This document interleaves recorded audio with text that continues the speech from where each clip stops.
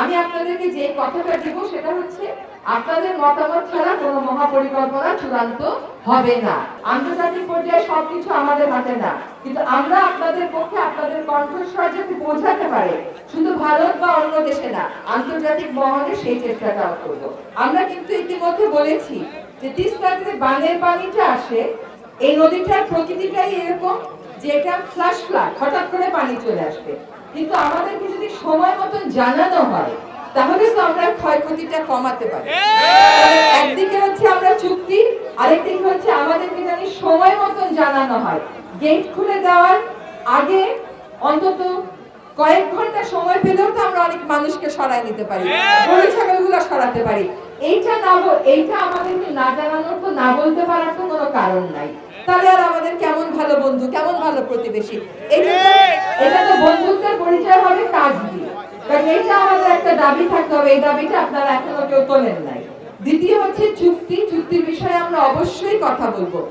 ধরেন যদি কোনো একটা দেশ, আপনারা যারা এখানে আছেন আপনারা কিন্তু বাংলাদেশ সরকারের দায়িত্ব, আপনারা অন্তর্বর্তীকালীন সরকার বলেন, পরে নির্বাচিত সরকার বলেন, আপনাদের দায়িত্ব নিতে হবে বাংলাদেশ সরকারকে। যদি আন্তর্জাতিক পরিমণ্ডলে আমাদের দেরি হয়, দেশীয় পর্যায়ে আমরা কি করতে পারি এটা আমাদেরকে চিন্তা করতে হবে। আমি আপনাদেরকে যে কথাটা দিব সেটা হচ্ছে আপনাদের মতামত ছাড়া কোনো মহাপরিকল্পনা চূড়ান্ত হবে না। পানি উন্নয়ন বোর্ড আয়োজন করবে, পাওয়ার চায়নার সাথে থাকবে, এই শর্তে তারা রাজি হয়েছে। এবার আমি একটু দেশের সমস্যায় আসি। এখন আমার চুক্তি হচ্ছে না, মহাপরিকল্পনা হতে আরো 1 বছর 2 বছর সময় লাগছে, আমরা তাহলে এখন কি করব? এই বছর তো আবার নদী ভাঙবে। এই জন্য আপনাদের সাথে গত রাতেও আমার কথা হয়েছে, যারা নাগরিক কমিটিতে আছেন, বৈষম্য বিরোধী আন্দোলনে ছিলেন, তাদের সকলের সাথে কথা হয়েছে। আজকে আমি পানি উন্নয়ন বোর্ডের সাথে বসেছিলাম। আপনাদের এই তিস্তায় 45 কিলোমিটার হচ্ছে ভাঙ্গন প্রবণ, তার মধ্যে 20 কিলোমিটার হচ্ছে বেশি ভাঙ্গন। তো আমি পানি উন্নয়ন বোর্ডকে আজকে নির্দেশ দিয়েছি, আগামী সপ্তাহের মধ্যে পানি উন্নয়ন বোর্ড এই পুরো এলাকাটার ভাঙ্গন রোধে টেন্ডার কল করবে এবং এই সপ্তাহের মধ্যে তারা ডিজাইন চূড়ান্ত করবে। শুনে, সরকারের টাকাটা আমার পকেটে থাকে না, এটা আমার একটা ডিজাইন করতে হয়, একটা পরিকল্পনা করতে হয়, করে পরিকল্পনা মন্ত্রণালয়, সেটা অনেক লম্বা সময়। আমি অত লম্বা সময়ে যাব না।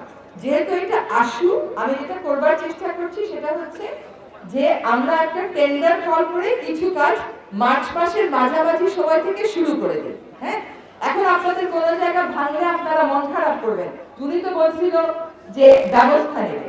এখন আমি 45 কিলোমিটার ধরে একটা কর্ম পরিকল্পনা ধরে কাজটা শুরু করি, কিন্তু আমি এই কথা বলতে পারতেছি না যে তার ফলে সব জায়গায় ভাঙ্গন আমি আটকাই দিব। কিন্তু ভাঙ্গন রোধের কাজটা যে শুরু হলো এটা আপনারা দেখবেন। এবং এই কাজটা কিভাবে হবে আমি বলি, এই যে ডিজাইনটা হবে, এই ডিজাইনটা করার সময় পানি উন্নয়ন বোর্ড একটা ওয়ার্কিং গ্রুপ করবে, কাজের গ্রুপ। সেই কাজের গ্রুপে একজন শিক্ষার্থী থাকবে, কে থাকবে ওটা আপনারা ঠিক করবেন। 5টা জেলায় ভাঙে, কাজে আপনারা ঠিক করবেন 5টা জেলা থেকে কারা থাকবে।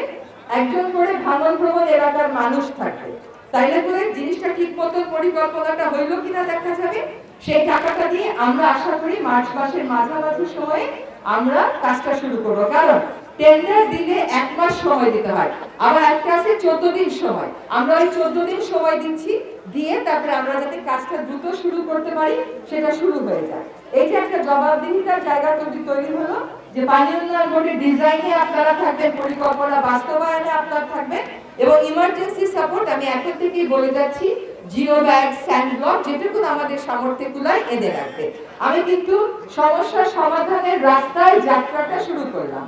আন্তর্জাতিক পর্যায়ে সবকিছু আমাদের হাতে না, কিন্তু আমরা আপনাদের পক্ষে আপনাদের কণ্ঠস্বর যাতে পৌঁছাতে পারে শুধু ভারত বা অন্য দেশে না, আন্তর্জাতিক মহলে সেই চেষ্টাটাও করব। এরপরে যখন অন্তর্বর্তীকালীন সরকার থাকবে না, আমি আর ওই সরকারের উপদেষ্টা থাকবো না, তখন কিন্তু আপনাদের কাতারই আবার আমি ফেরত যাবো। আগেও আপনাদের কাতারেই ছিলাম, এখন এদিকে এসছি, কিন্তু সম্পর্কটা বিচ্ছিন্ন হয়নি। আবার যখন আমি অন্তর্বর্তীকালীন সরকারে থাকবো না, আপনাদের কাতারে দাঁড়িয়ে আপনাদের কথাগুলো বলে তখনকার সরকার যেন আমাদের করে যাওয়া ভিত্তির উপরেই কাজটা করে সেটা নিশ্চিত করতে আপনাদের মতন করে ওইখানে দাঁড়িয়ে কথা বলবো।